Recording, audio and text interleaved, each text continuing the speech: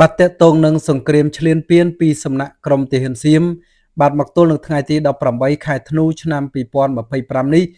ក្រុមទាហានសៀមនៅតែបន្តធ្វើការបាញ់ផ្លោងបាទនៅអាវុធជាច្រើនប្រភេទមកលើទឹកដីនៃប្រទេសកម្ពុជាក៏ដូចជាប៉ះពាល់ទៅដល់តំបន់ផ្សេងៗនិងតំបន់ថ្មីៗផងដែរបាទគឺនៅថ្ងៃទី18ខែធ្នូឆ្នាំ2025នេះនៅកាលពីវេលាម៉ោង 5:30 នាទីបាទក្រុមយោធាសៀមបានចាប់ផ្ដើមធ្វើការបាញ់ផ្លោងចូលភូមិសាស្ត្រប្រាសាទតំបន់ធំបាទហើយនៅម៉ោង 8:10 នាទីព្រឹកគឺក្រុមយោធាសៀមបានចាត់ឡាត់កម្លាំង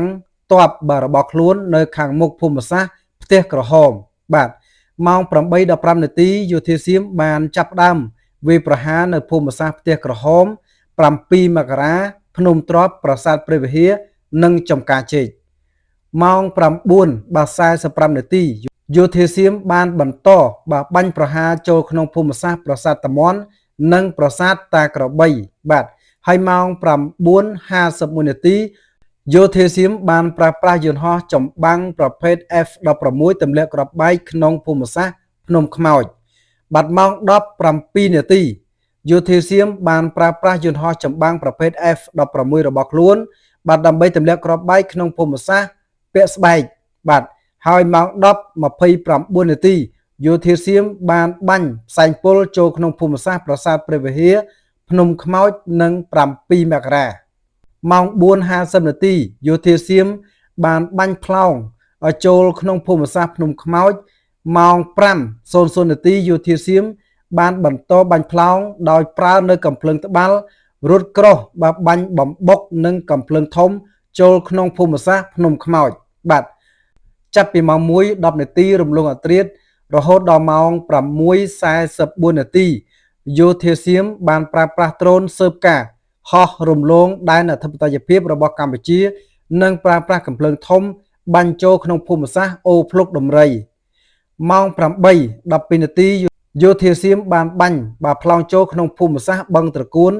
និងភូមិជោគជ័យម៉ោង 9:58 នាទី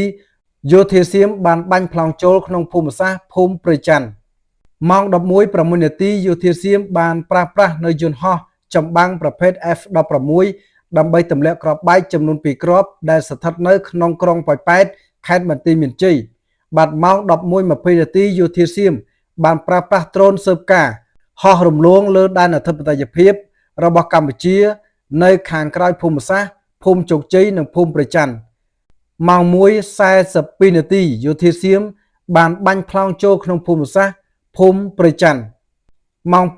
2:32 នាទីនិងម៉ោង 2:45 នាទីយោធាសៀមបានប្រើប្រាស់នៅយន្តហោះចម្បាំងប្រភេទ F16 បាទទម្លាក់គ្រាប់បែកចំនួន 4 គ្រាប់ដែលស្ថិតនៅក្នុងភូមិសាស្ត្រក្រុងសិរីសភ័ណ្ឌខេត្តបន្ទាយមានជ័យម៉ោង 2:47 នាទីយោធាសៀមបានប្រើប្រាស់កាំភ្លើងដៃបាញ់ចូលក្នុងភូមិសាស្ត្រអូភ្លុកដំរីម៉ោង 3:39 នាទីយោធាសៀមបានប្រើប្រាស់ដ្រូនទម្លាក់គ្រាប់បែកដែលស្ថិតនៅក្នុងភូមិសាស្ត្រភូមិជោគជ័យម៉ោង 4:00 នាទីយោធាសៀមបានបាញ់ផ្លោងចូលក្នុងភូមិសាស្ត្រភូមិជោគជ័យបាទម៉ោង 4:36 នាទីដល់ម៉ោង 4:56 នាទីយោធាសៀមបានប្រើប្រាស់កាំភ្លើងធំបាញ់ផ្លោងពីនាវាចម្បាំងមកលើ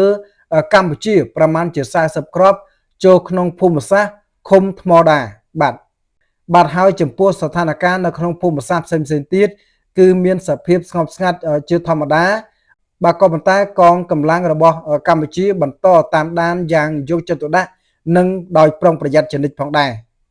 បាទអញ្ចឹងគឺថារហូតមកដល់ថ្ងៃទី17ក៏ដូចជាថ្ងៃទី18បាទគឺក្រមយោធាសៀមនៅតែបន្តធ្វើការបាញ់ផ្លោងបន្តនៅសង្គ្រាមឈ្លានពានទឹកដីមកលើដែនអធិបតេយ្យភាពរបស់ប្រទេសកម្ពុជាក៏ដូចជាទៅកាន់តំបន់ផ្សេងៗជាច្រើនទៀតផងដែរបាទ